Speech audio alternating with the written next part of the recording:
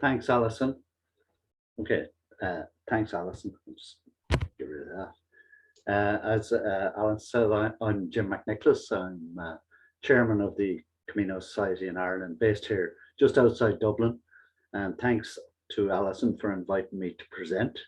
Um, I hope you find it interesting. Doing a presentation on Zoom is not ideal, but we'll see what we can do. Technology is great at the same time that I don't have to get on an airplane to do this, you know. I'm just wondering, if there are Irish people, uh, are people with Irish connections watch or listening in? That's one thing. And if people have visited Ireland, I'd like to know that as well, you know, so you can let Alison know. And people who have walked in Spain, Alison reckons maybe it's about 50% of the people that are dialed in would have walked in Spain. So the Camino Society in Ireland are the Emerald Isle, as you may know of it. A nation of saints and scholars, we say we are anyway, you know. There's been in the last 10, 15 years, 10 years in particular, there's been an increased interest in the Camino in Ireland. There are several reasons for that. 10 years ago, we would have had probably 5,000 or 6,000 people walking the Camino. And at that time, there were more Irish people walking the Camino than Americans or the people from the UK, English speaking, but that has changed since the way Martin Sheen. And now we see that the number of Americans you pass us out. You're way beyond us at this stage. But we're still keeping ahead of the Brits. You know, that's important for us here. I won't make any other political comments. Don't worry. From an Irish point of view, and even Spain has been a destination for decades in terms of holidays, vacation. People used to go to southern Spain, the south coast of Spain, all the time. And it's only in the last few years that people are actually discovering the real Spain, which is, you know, the Camino, northern Spain in particular. So, and the Ryanair, I'm not sure if you're familiar with Ryanair, but it's an Irish airline, originally Irish airline anyway, made it very competitive. So it's really very inexpensive for Irish people to get to Spain, and there are so many different options. I'll mention that later. That's a huge bonus. The other thing is the age profile of people are living longer and retired longer. So most of our members are, you know, over 55 at least. So we would like younger members, but we don't have that many at the moment. Okay, I'll move on. Technology. Okay, I'm going to talk a little bit about our society, and I'm going to talk a little about the Celtic Camino itself. I'm not going to talk too much about the society. We're mostly based in Dublin, but we try to include people outside Dublin. We're non-political, non-sectarian, non-denominational, non-profit, but we are all island, which is very important because you're familiar with Northern Ireland as part of Great Britain, and there's lots of issues there at the moment with Brexit. But our members come from the whole island, and we only have, compared to you, we only have 400 members, but it's growing. We're independent, we'd say independent, non-commercial source of Camino information. It's important that we mention that all the time, because there are several, obviously, commercial companies selling the Camino here, and we don't have any issues with them. We have good relationships with them, but in terms of what we do is we provide information. We don't give advice. We try not to. Our passport, our credential is our main source of income. We have our own. I may show you one later. But we charge €10 for that. Our membership is €20, and that's where our income comes from. We sell, probably in a good year, we would sell 4,000 to 5,000 passports. This year, sales have have rocketed, I suppose. People have been waiting to get on the Camino. We have a small information centre in the centre of Dublin, in St. James's Church, and beside a huge tourist attraction, which is the Guinness Storehouse. So we get a lot of visitors in there. We are open 3 days a week, and we have about 40 volunteers, all experienced pilgrims who go in there to help people who are intending pilgrims, who may be looking for information or concerned about whether they can do the Camino or not. Mehel is so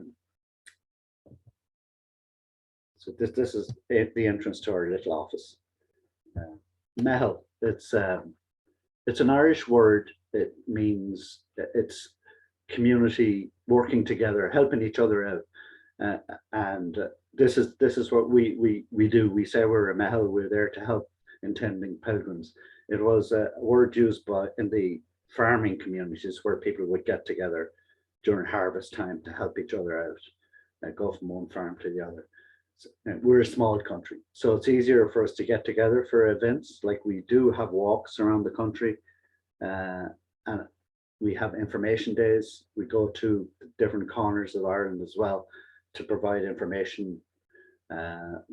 We have a website, a little booklet that we give to pilgrims, the introduction to the Camino, and we support the Celtic Camino concept. I suppose in Ireland, people would have said, why are you selling this or promoting Camino walks in Spain? Well, now we can, with the Celtic Camino, which I'll explain, we can join the two together and support Irish walks as well.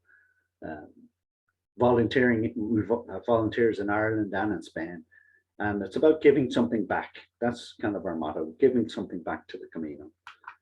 Okay. The history of the Camino in Ireland, there's a big link to Galicia going back to the 11th century.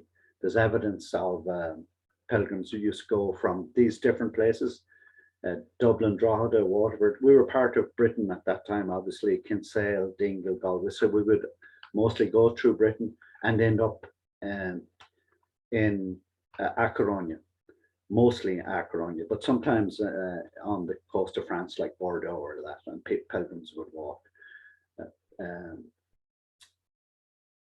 People would walk from their homes to these port towns and get on a boat and end up. Okay. Now, you see this symbol here, it can confuse people. It's the Wild Atlantic Way. It's nothing to do with Camino, but it's our tourist board hit on this a few years ago, and it's a coastal route around the country, around the west coast. You can drive it, people cycle it. And you can get a passport for it and get 188 stamps in different locations. But the one thing you won't get is a Compostela. You won't get a Camino Compostela or Celtic Camino Compostela for doing it. But it is quite beautiful. Okay, so it's worth, if you are in Ireland and spend some time on the West Coast. I'm saying that because I'm from the West Coast myself, so I have to promote that. The Celtic Camino, well, what's it about? How did it come about?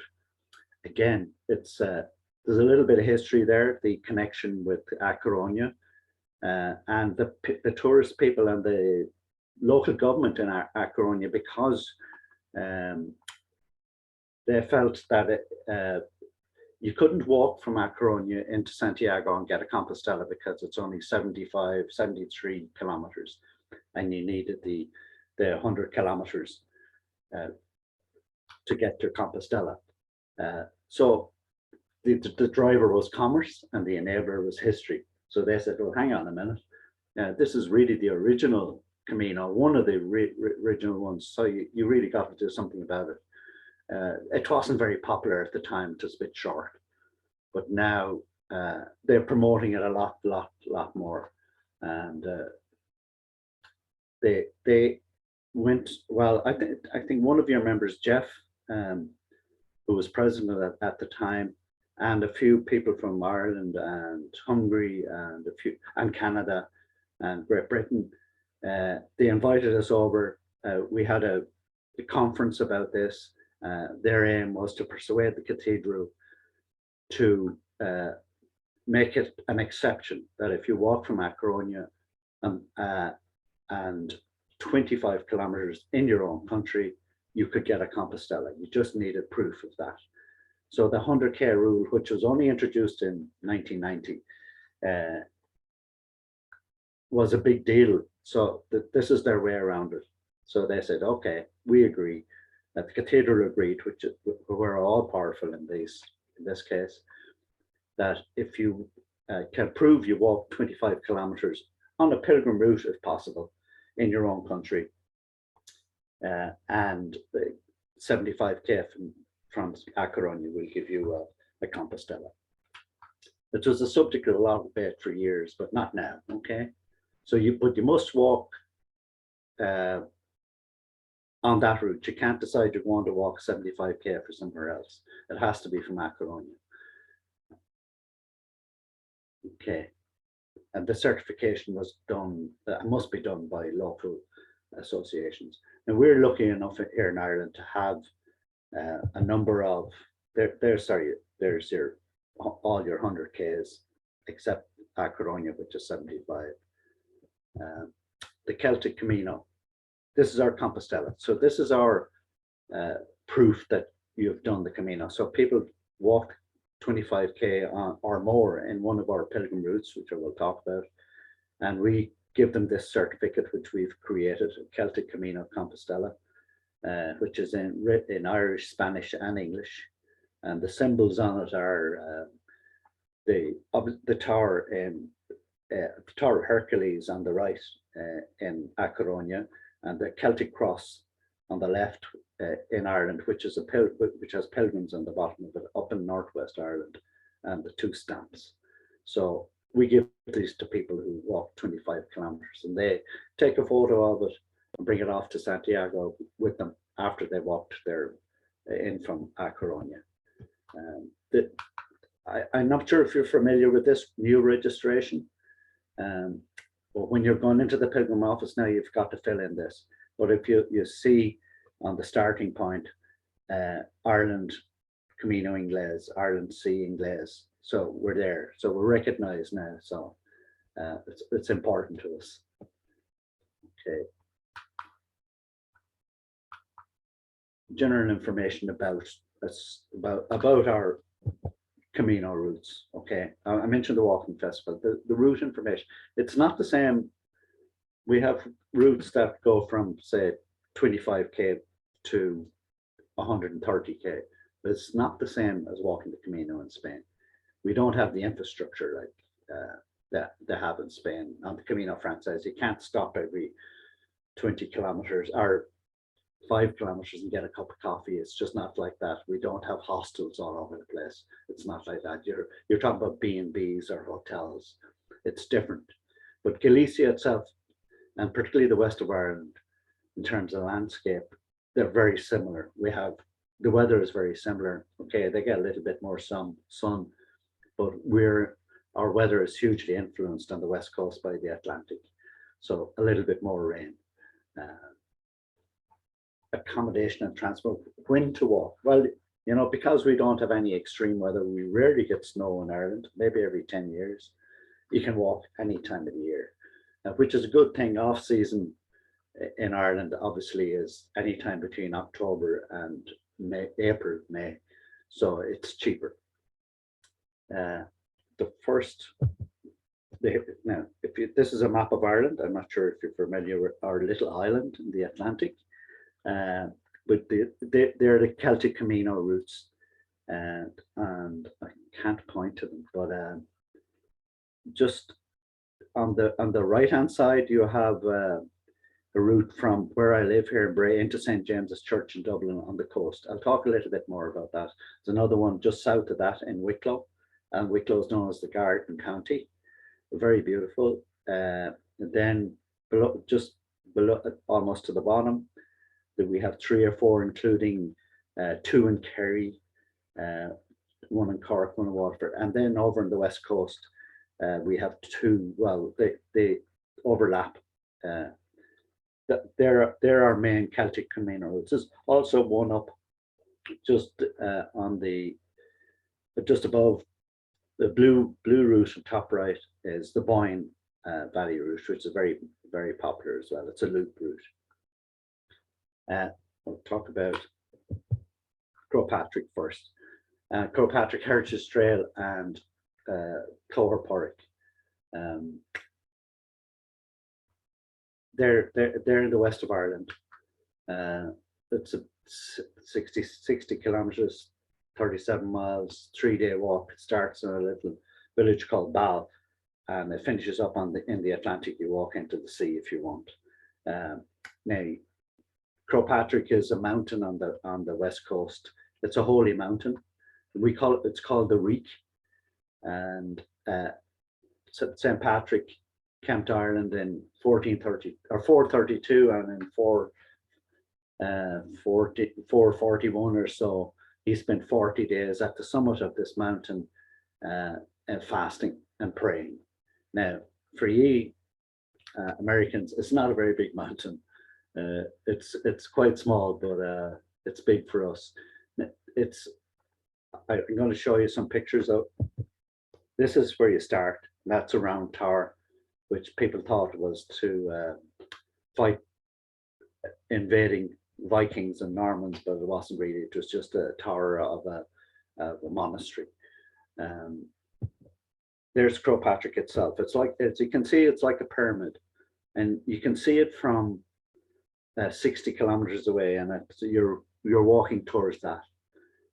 And if you just notice, there's a little path up the side. This is on the way. It's Ballintober Abbey. It's the 11th century or so. A lot of people have weddings there. It's a wedding venue. Now, this is Crowpatrick. This is not, you don't have to climb to the top of it as part of your Camino, but you see this picture here. On the last Sunday of July every year, 30,000 people climb the mountain to get mass on top. There you can see the people walking up there. These are the views from the top. So it's spectacular. This is called Clew Bay, and there's several hundred islands. This is on the Atlantic. There's several hundred islands on this little island, or in this bay. It's called Clew Bay. There's the church on top, which they say mass on that last Sunday, the Reek Sunday. Now, see, people even go up there to get married. It's crazy, but they do. So it's spectacular. And this is what they call the rolling sun. Twice a year, it looks like the sun is rolling down the hill. So people take these pictures. So this is my tourism piece. That's the Reek. Back in up to the 1970s, this pilgrimage used to take place at nighttime. People would walk up in the dark and arrive at dawn. But for health and safety reasons, that stopped. People used to do a lot of, the pubs used to be open all night, and it just got a bit crazy, so they stopped it. Typical Irish thing, you know, crazy. But now we got much more sensible that we're in the EU, a very sensible nation. Okay, the next one is St. Kevin's Way, which is in Wicklow here, Glendalough. Again, very, very beautiful. There's just some pictures of it. It's 30 kilometers from a place called, starts in a place called Hollywood. Now, it's Hollywood, Wicklow, not Hollywood, California. And you can easily get there with a bus from Dublin. And that's part of the route there. It's pretty beautiful.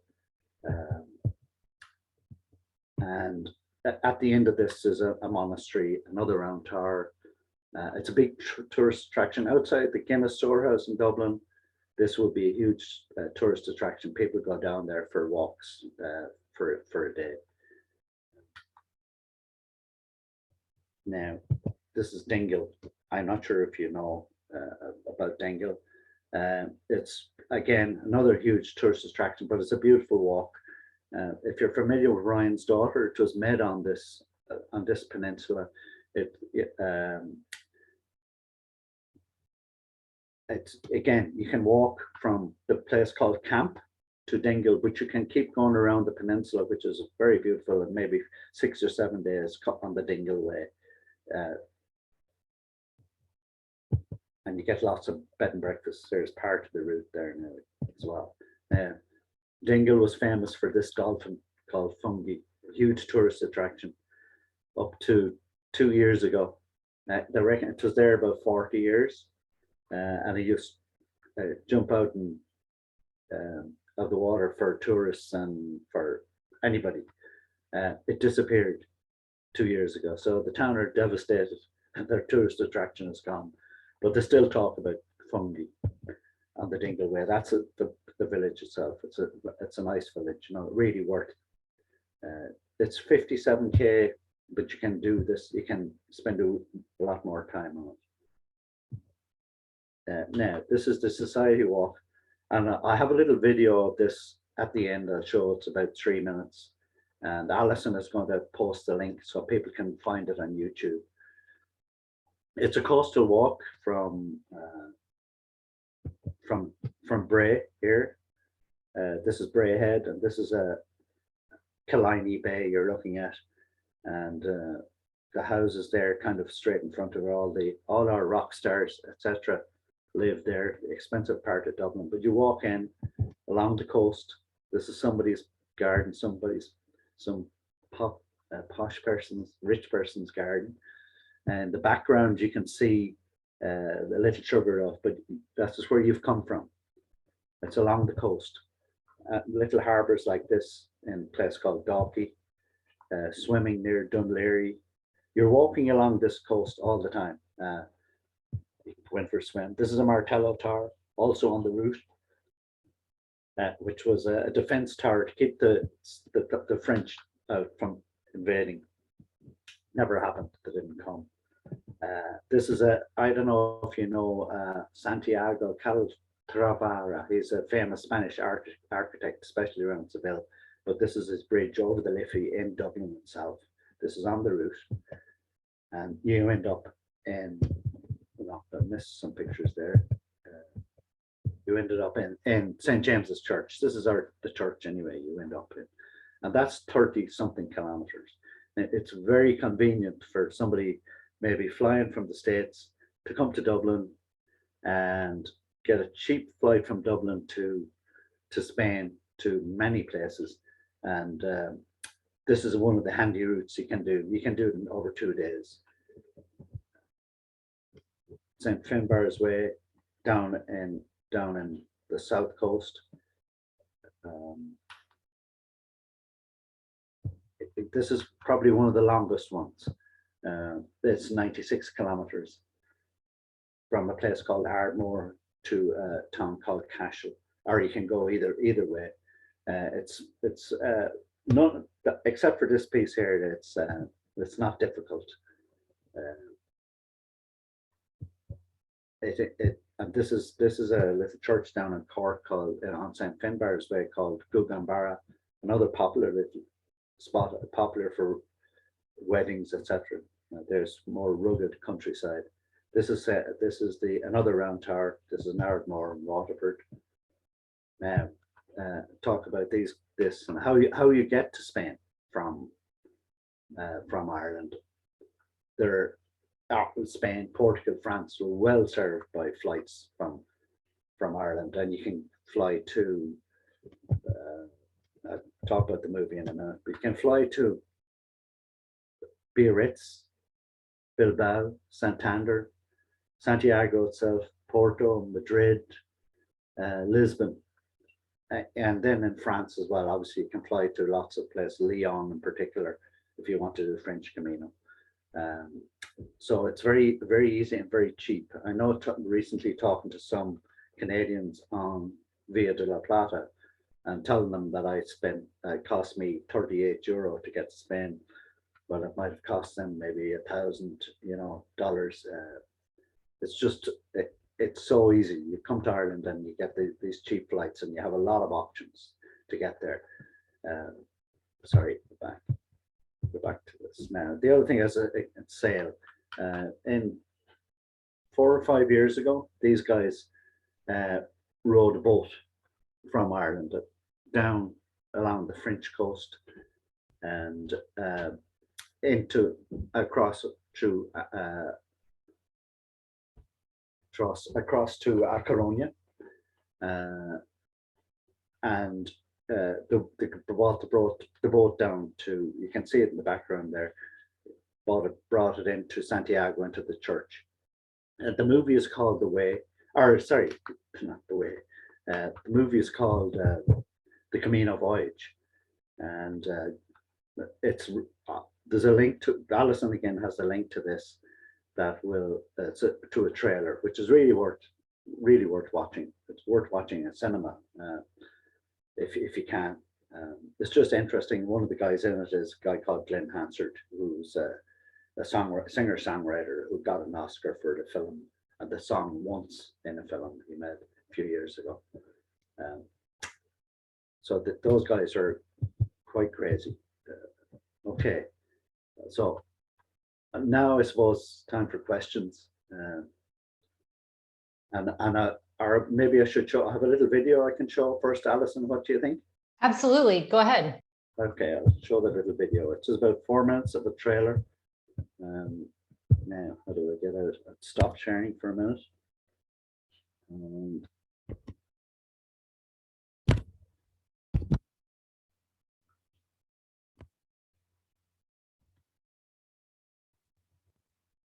Okay, no, can't do that. Sorry.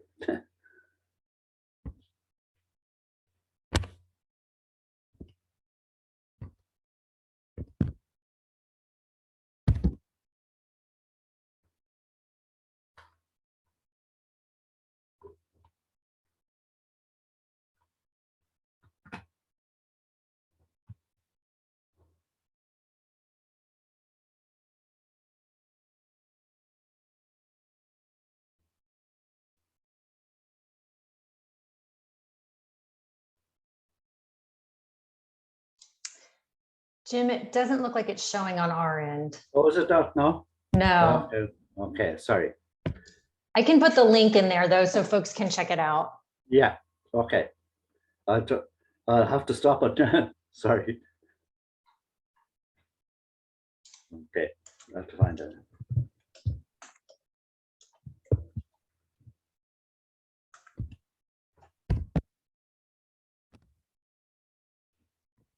Okay, sorry. Okay. The link is no, there. that's okay. I think sometimes, oh, now we can see it. Oh, can you? Yeah. Yeah, do you want to try playing it from the beginning? Okay, yeah. Is that okay? Yes, but we can't hear the sound. Okay, okay. Maybe we'll leave it, and it's just a 4-minute trailer to a longer video on. It explains the Dublin or the Bray to Dublin Camino, and it's a good video. You know, it's worth watching. And as I mentioned as well, the other video is the Camino Voyage. Worth looking at that as well. You know, well, you look at the trailer and then watch the movie. So I suppose that's it from me. My little bit of promoting Ireland for the Irish Tourist Board, even though I don't work for them. Well, first of all, thank you for everything. We had a thank you saying the walks were so beautiful. Can you talk about where you got the pictures? They were amazing. Oh, the pictures. Well, mostly by people who walk them here, you know, or yeah, people who walk the walks. Some of them, the Dublin one in particular, the Bray to Dublin one, we would have people walking them, myself or other guys, you know, take them. Yeah, so that's just they're private, not private, but they're not professionally done, you know. So. Well, they're beautiful. Okay. We had, sorry, I'm getting back to answering these questions. Okay. Yes, somebody asked, can you post the Camino Society website? And yes, I will post that in just a second. Yeah. Somebody asked you, can you please recommend 1 or 2 resources that would include all of the Irish or Ireland Caminos? Maybe Well, yeah. that we could link them together in a couple walks. Yeah.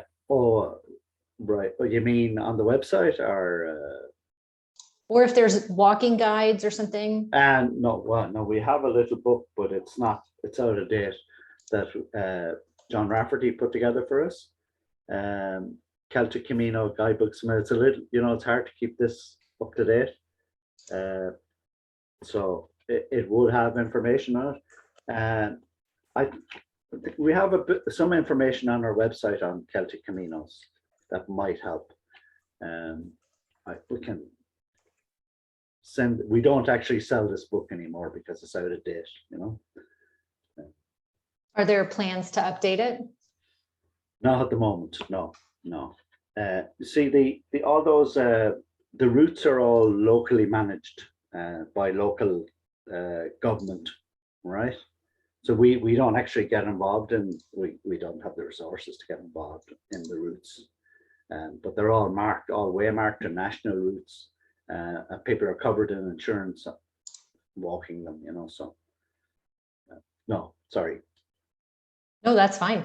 We had another question that said, well, you just answered this, but are the trails or routes well marked in all of the sections that you showed us? Yeah, they're well marked, so you wouldn't have an issue. And they're getting more and more, they're doing better every time and keeping them clear. After COVID, obviously, tourism is important. Now, the one thing I would say at the moment about coming to Ireland, this year is not a good year.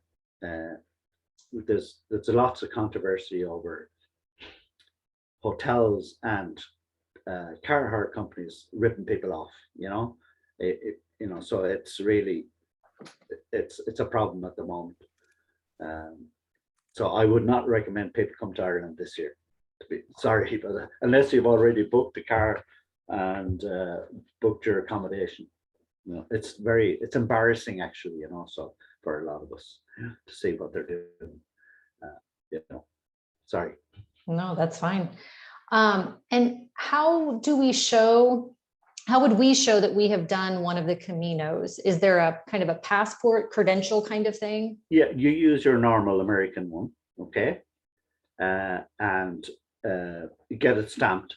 And we also trust people totally. And they come into our office then, information center. The restriction is there, it's only open 3 days a week. But if people can mail us and we will send them a Compostela. We don't charge anything for the Compostela. So people use, and we say use Canadian, American, South African passport. It's fine. You don't have to buy one of our passports to our credentials to do it. Use your own. Gotcha. Okay. Do we have any more questions in the chat? Or if you'd like to ask in person, you are welcome to do that as well. Just unmute yourself and ask away. Henry, go ahead. Would there be places to stay if we do a 3-day Camino walk in Ireland to break that up into pieces, or is it going to be very difficult? And then could we camp along the way with our own equipment?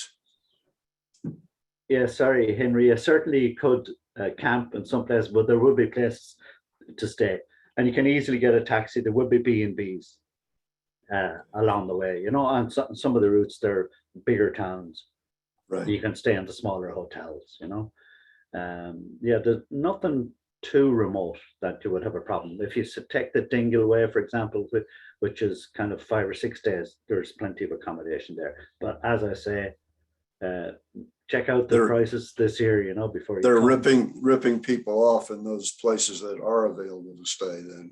Yeah, this year, yeah. Some not all of them, in fairness, the bed and breakfast probably not, but a lot of the hotels are, so July and August would be not a good time to be trying to find a place in Ireland to stay, or Dublin particularly, it's painful.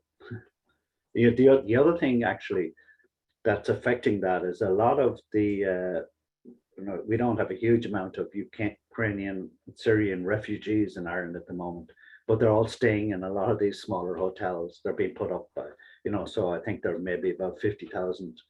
So there are 50,000 rooms that are gone in Ireland. It's not a big country. But I know in Bray here, the 3 hotels, and they're all mostly being used for refugees, so that's the reality this year, So because the shortage of beds, they're upping the prices, Thank you. Okay.